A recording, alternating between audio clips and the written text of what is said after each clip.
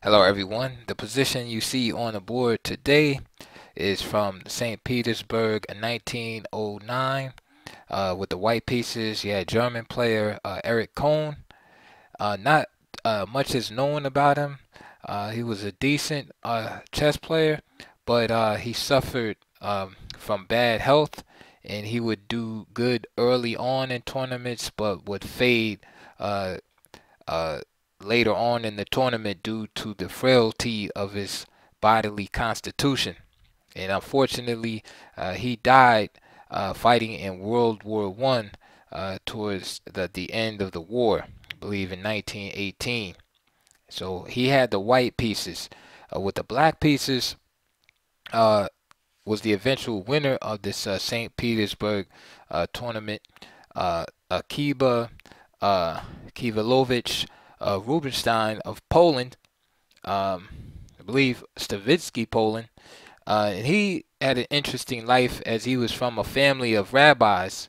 Um, and I believe his family had 12 children, and 10 of them died of tuberculosis in infancy. So he came from very humble beginnings. His chess career uh, really started to take off in 1909, where he became known as a contender for the world title to the chess elite. Uh, so he's first place in this particular tournament, St. Petersburg, and what was notable was that he defeated the German world champion Manuel Lasker in their individual encounter. So that was very important. He was scheduled to also play a match with Capablanca, who was also on the rise in 1909, but for some reason that match never took place. So in 1910, he moves to Warsaw, Poland, and he does play Capablanca. I believe it was at the San Sebastian tournament in 1911 where he defeated him in their individual encounter. So again, he is showing the world that he is ready to compete with the best players at this time. Now, Rubinstein really hit his stride in 1912, where he won four major tournaments back to back to back to back. All right, and after this, he wrote a letter to Lasker to challenge him to play a match for the World Chess Championship. So you see how dignified they were back in those olden times, right? They didn't have any managers and uh, things like that. So he just wrote a letter to the world champion saying he wanted to challenge for the title. And of course, Lasker, being the gentleman that he was, accepted. All right. But as life would have it, some things are just not meant to be. And this is why the Polish player Rubinstein would go down in history as probably the strongest player never to win the world championship. His name is usually in debate with the Estonian player Paul Keres, and also the Soviet Grandmaster David Bronstein as the strongest players never to win a world title. And it was very unfortunate for Rubinstein because at this time he was really in his prime and it was interrupted. The match was accepted, negotiations were underway, and guess what happens? World War One breaks out. And so from 1914 to 1917, Rubinstein is basically confined to Poland, and he can only play in some small time tournaments here and there. And not to go too deep into his life story, but he would never get a chance to play for the world title. Manuel Lasker would go on and play Capablanca for the world title, lose that. Capablanca would go on, hold the title for from 1921 to 27, then lose um, uh, Alihin, and then the rest is history. Um, so 1930s, Rubinstein retires from chess. He does a few simuls here and there, uh, and eventually he winds up ending his life in not ending his life, but he comes to the end of his life, still analyzing chess games. Some of the chess players would visit him in the old folks' home, and he would be analyzing the games of Botvinnik and Smyslov uh, near the end of his life. So here's the position on board again. Cohn has the white pieces, uh, and Rubinstein has the black pieces. So let's just analyze this position real quick. I've already analyzed it, but I'll run down my thought process with you. And I always analyze the positions without going ahead in the game. That way, I'm not biased by the result or the moves that were made.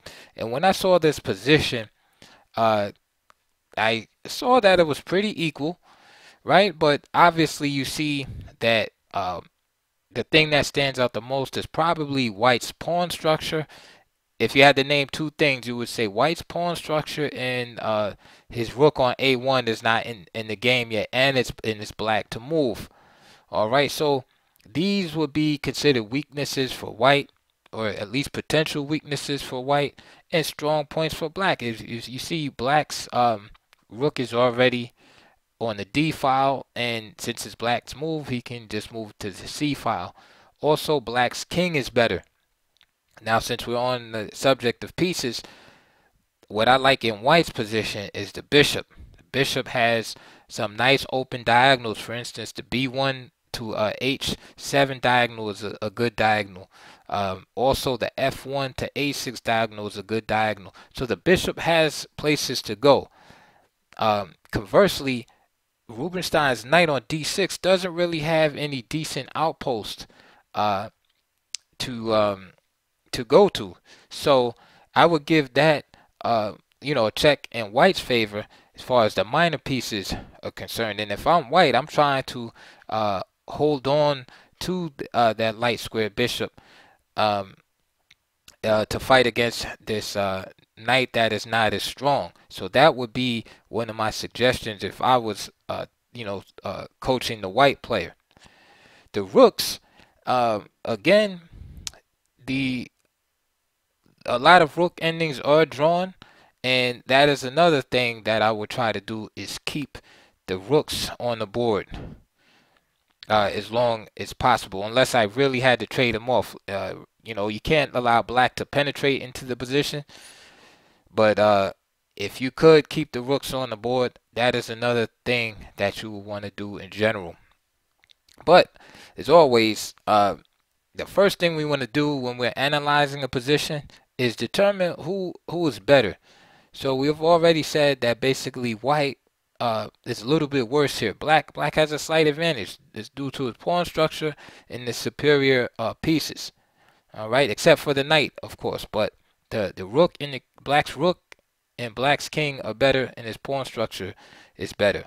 These strong points in this position will determine the strategy going forward. All right. So as I said before, the pawn structure favors Black. The center is basically a wash. Yeah, White has a little bit more control in the center, D4, E4, but it's not really putting any pressure on the Black's position. All right. So I look at this position as pretty equal, but Black has the better of it. So Black should be trying to play to increase his advantage. So with that information, right? What kind of plan can we come up with for Black? Well, Black should try to use his rook, of course, to penetrate, right? We have two open files here, the C and D files, and the semi-open G file, right? And the 4th and 5th rank look pretty safe for traveling also.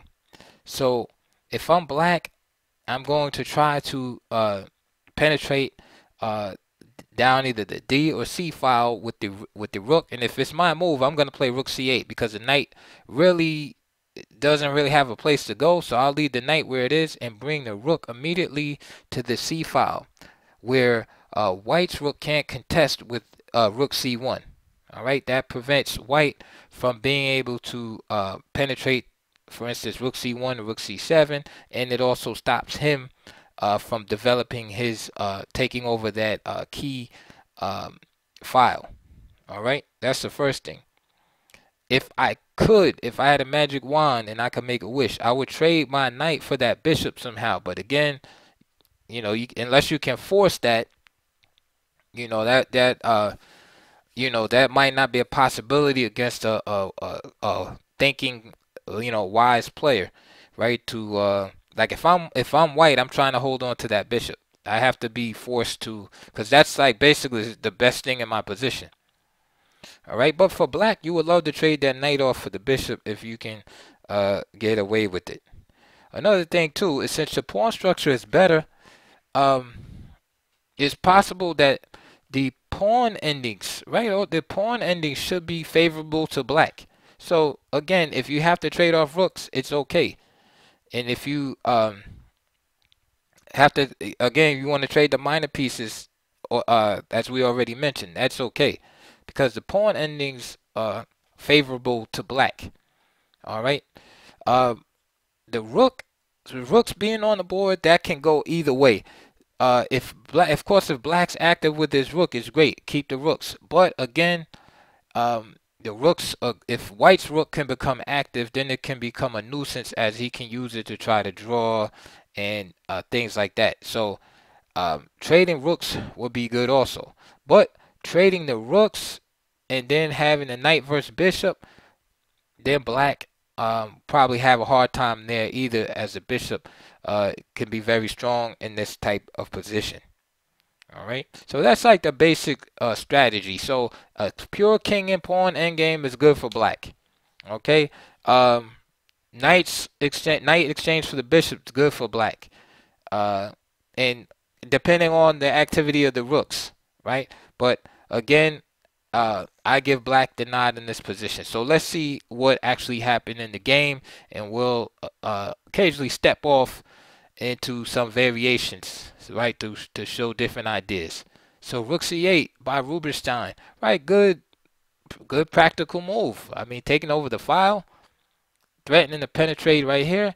Also, it stops white from developing. Also, king d2. Good move by Cohen. He wants to prevent this penetration. He improves his king. All right, and he can move his rook here. Maybe put some pressure on these pawns and activate his rook like that. Maybe even bring his rook onto the fourth rank. All right. Again, if I'm white, I don't want to trade rooks. I want to keep these pieces to offset my pawn weaknesses. The activity often can offset weakness of pawns. This explains Rubinstein's move. He plays knight c4. One is this knight on c4 ties a piece down, at least temporarily, to this a3 pawn, and he's checking, and so he's also giving white the incentive to, hey, maybe just get rid of this knight. All right, and then also maybe on this next move, he'll put an outpost here. I play a move like b5 or something like that, and at least the knight has somewhere to go, and then perhaps switch the rook back. Okay, so already we can see the black strategy. So all of this pressure causes Cohen to make what I believe is a positional error, as we discussed earlier in the analysis. He gives up this nice bishop for this knight. So you might be saying, hey, preacher, what should have been done here? Why not just king d1? Okay, again, you're a little bit worse here, so you can't really be looking for spectacular moves here. But again, preserving the pieces. Okay, so what? There's pressure here. He needs to build more pressure in order to do something. So sample variation would be like king back to d1. Let's say knight d6. Right? And let's say rook c1, rook takes, king takes. All right? And here the rooks are off the board, but remember you have this dynamic bishop versus knight, right, to offset this pawn weakness. All right, this knight is not spectacular.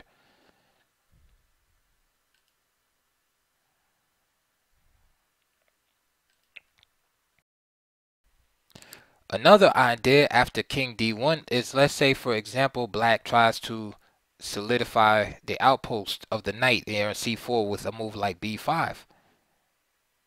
Let's play king e1 for example, just getting off the d file, right? Anticipating, these type of moves here. Let's say a6. Again, just ideas. Now we can see that since the target is being created on b5, the rook on a1 springs to life, right? And now you can see the power of this bishop combined here, and now this rook is going to be able to penetrate here after this exchange. So let's say knight d6, a takes, rook a7. Again, white is perfectly fine, and this is all because of the activity. And now it's white who's putting black under a little bit of pressure. Of course, the game is still equal here, all right? But the equality stems from the piece activity, all right? So one of the lessons we can take here, and again we'll go over it again in conclusion, is that piece activity, right, can cover up for pawn weakness. Piece activity is in some cases, not all cases, of course, depends on how bad your pawns are, but piece activity definitely in many cases compensation for pawn weakness. All right, you see that in that particular variation. Again, after say b5, king e1, instead of a6, say rook d8 here. Say with this idea of trying to come in here for some reason. Again, a4 with the same idea. And this rook will come to life. And you can see again the activity saving the day here. So king d1 is definitely better, sticking to the general motif. Again, this is why you want to analyze the position, because if you analyze the position correctly, you wouldn't make a move like bishop takes c4. I would never, and I'm not just saying this just to be saying this because I looked at the game or whatever. I would never play bishop takes c4 after doing my analysis, because I would realize that the bishop is probably the best piece I have right now. I also realize that I need the pieces in order to, at least one of the pieces, right, to compensate for the lack of decent pawn structure. I can't just give away the pieces and then just have bad pawns. But this brings me to another point, is what I believe is that Kohn thought was that he would just simply trade the pieces off and bring his king over to g1 and slide it back and forth between g1 and h1, and that there would be no way, due to the symmetrical placement of the pawns, that Rubinstein will be able to penetrate the position. So he took a big risk, because that's extremely hard to calculate whether black will be able to penetrate or not. And I think he just felt like, okay, I'll just shuffle back and forth between the f1, g1, and h1. There's no way that he will be able to penetrate, and that the pawns will be traded off and we'll just have a draw. So that's another thing that we'll talk about in conclusion, is being lazy. Is you can't be lazy in the endgame. The endgame is notorious for many people losing in the endgame, where they thought they had a simple draw, a simple way out, right? Or if they thought they had a win and then wind up either losing it or just giving up a draw. Right on the verge of victory. So first mistake, knight c4, after knight c4, bishop takes c4, so best piece traded for the worst piece. Rook takes c4, and Kohn plays the second and most fatal mistake. So now the first move was a mistake, but at least he still had one piece. And again, there's that old saying, right? All rook endgames are drawn. Again, you should keep the rooks on the board. You have worse pawn structure. You should keep the rooks on the board. Instead of doing that, maybe bring your rook to g1. Put some pressure here in the position. All right, make black work. So again, instead of what was played in the game, rook c1, rook g1. Again, black is still holding the cards here, but this gives white chances. So rook g1, let's say king f6, f4. This cuts the rook off, of course, and also prevents this idea of g5 here. Because if g5 is allowed, then eventually you get a situation where white can't play f4 without allowing the pawn structure of f2, g4 after the trade takes place, right? So you would just have these, imagine this pawn is gone, you would just have a pawn here and the pawn there, and you don't want that. So f4 prevents that idea of g5, and let's say h6 with the same idea of g5, then simply h4. And then another alternative for, say, an idea for black here, again, this is a sample variation, to play rook c6 with the idea of coming here, harassing this pawn, or playing a move like maybe b5 with the same idea of then switching the rook over. So for instance, like rook here, anticipating that, because remember the king can't cross over because the rook is blocking this file. Then maybe a move like b5 right now, and then coming over and putting pressure here. Again, in the long term, is white in trouble? Yes, because of the pawn weakness. But the point I'm making is because he still has the piece on the board, he has chances and activity. When the king, for instance, tries to walk over here, at least he has a rook and he can check and maybe get to the 7th rank, etc. Without the rook on the board, he has no way to really have any counterplay at this point.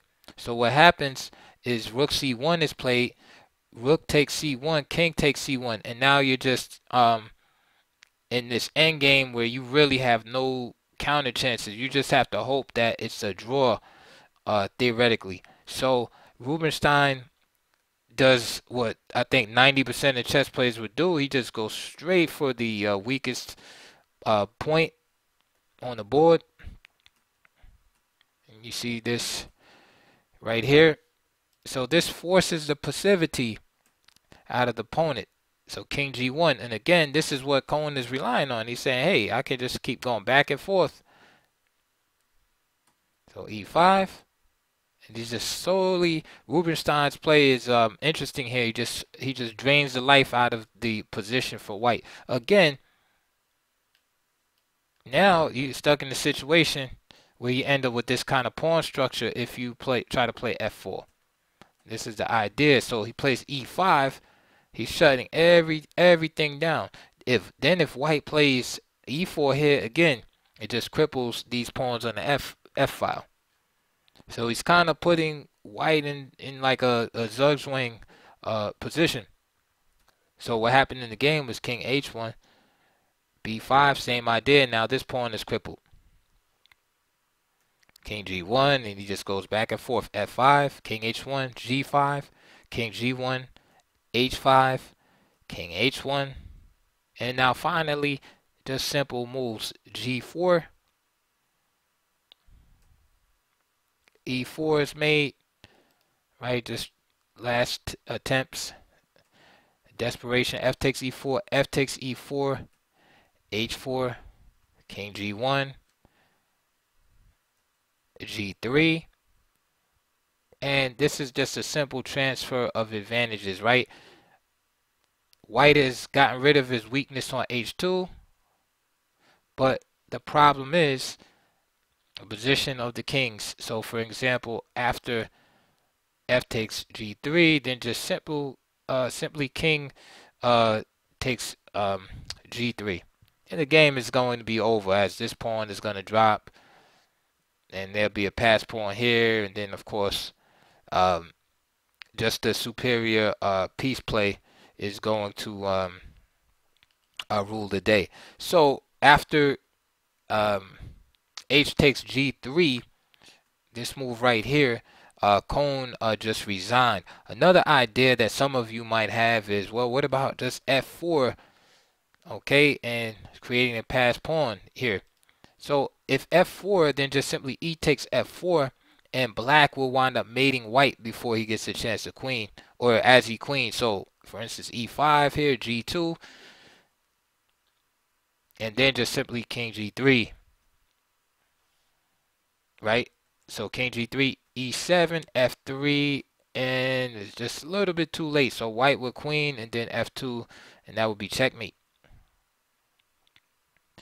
If somehow, instead of playing E6 here, and he played king F2, then just simply king H2, and then again, there's the end of the game. So that's why F4 doesn't work either. And after H takes G3, Cohn resigned. So I can't even call that like a spectacular end game. I mean, Cohn literally gave Rubinstein the end game like on a silver platter, but it's a very instructive end game to show you what not to do, right? How to think and what not to do. So let's wrap this up in conclusion. All right. It's good to keep the rooks on the board if you're worse, right? For drawing chances to have some counterplay. All right. We saw that demonstrated here. Point number 2, don't be lazy and just assume that the draw is on the table. I think that's what overcame Cohn here, is that he just said, "I'll just trade everything and I'll shuffle my king back and forth." Right? He had like a general outlook on the position without analyzing it too deeply. Because I think if he looked at it a little deeper, he would have saw that, hey, I need to keep at least the rooks on the board. Third point, keep your strong pieces. What did I say early in the analysis about the bishop versus the knight in that particular position? Bishop was way stronger, way better. All right, Rubinstein had a solid plan. Like, hey, I'm going to try to attempt to trade this off, and Cohn went for the bait. All right, so keep your strong pieces, right? Unless, of course, you have some definitive advantage elsewhere. All right. And the fourth point I want to make is that piece activity, right, can help you cover up weaknesses in other areas. So in this case, pawn structure. All right, so all of that leads to the idea and concept that if you have bad pawn structure, you want to have the potential, right, to have a good piece play in your game. After all, how many variations do we see where you might give up somebody? You give up your bishop. They have their a better pawn structure, but you have the bishop here, right? Why is the bishop here important? Is because of the open diagonals, the activity that that results. Okay, it's just not just taking a bad pawn structure for nothing. You're having an active position as a result. There's certain openings designed around this idea. For instance, the Tarrasch defense in the Queen's Gambit decline. You take an isolated pawn on, right, with the black pieces for what? For increased activity, open files, open diagonals, etc. But what is the main strategy for white been for 100 years? Basically, to judiciously, slowly trade down in a methodical fashion, right? Slowly eliminating the activity so that black is left with what? A weak, isolated pawn or hanging pawns, right? Black's idea is to be as active as possible to compensate. So, again, remember those 4 key points if you don't remember anything else, and you can apply them to all your games in general. So I hope you enjoyed that video. Please check my links below, like, subscribe, press the thumbs up so it will move my videos along the algorithm on YouTube. Also, check the links below for videos related, DVDs related to the endgame. Also, please donate to my channel. This video has been helpful for you. And also, I want to let you know that I am also on Twitter. The same name is on YouTube, Chess Audiobooks, and also on Live Chess. It's Chess Audiobooks. I only play 1-minute speed games.